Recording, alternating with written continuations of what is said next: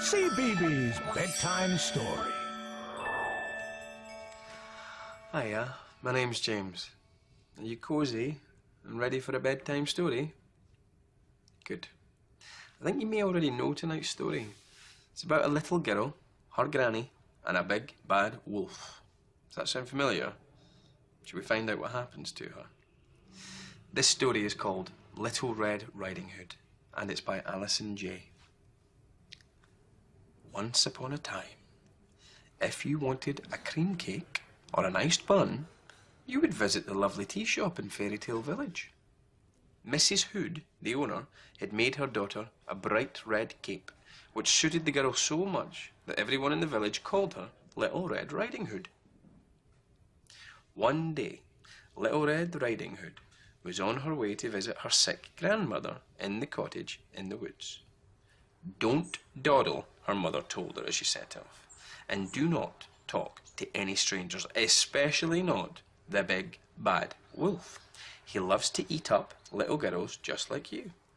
Little Red Riding Hood had walked deep into the heart of the dark forest when suddenly the big bad wolf appeared.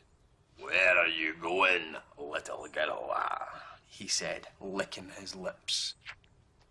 Little Red Riding Hood was scared. She thought she'd better tell the wolf the truth in case he got angry, so she did.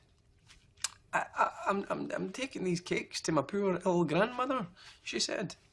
"What a sweet little girl you are," said the wolf. "I'm sure your grandmother would like some of these beautiful flowers too. Why don't you stay here with me and pick some?" Little Red Riding Hood agreed that this was a lovely idea. What a kind wolf, she thought, bending to pick up a daisy. I'm sure everyone in Fairy Tale Village is wrong about him. But when she looked up, the wolf had gone. The big bad wolf really was as bad and greedy as people said, and he had a plan to gobble Little Red Riding Hood up. So while Little Red Riding Hood was picking flowers, he made his way to her grandmother's cottage and locked up the poor old lady in her wardrobe. Then he put on her dressing gown, nightcap and glasses and got into her bed. "I can't wait for that sweet and juicy Little Red Riding Hood to arrive," he thought. A little while later, Little Red Riding Hood came to the cottage door and saw that it was wide open. "Is that you, my dear?" called a deep, growly voice from inside. "Come closer so I can see you." So Little Red Riding Hood went closer and was surprised to see her grandmother looking quite unlike her normal self. Are you feeling a little bit stronger today, Grandma?" she asked, inching closer to the bed. "Why, yes, dear," replied the wolf, smiling dangerously. "In fact, I feel very strong indeed." "Oh, Grandma," said Little Red Riding Hood, "what big ears you have." "All the better to hear you with, my dear," said the wolf.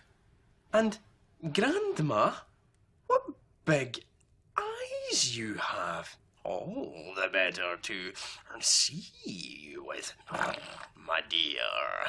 "But, Grandma," said Little Red Riding Hood, "what big teeth you have." "All the better to eat you with, my dear," roared the wolf, leaping out of bed and snapping at Red Riding Hood's little red cape.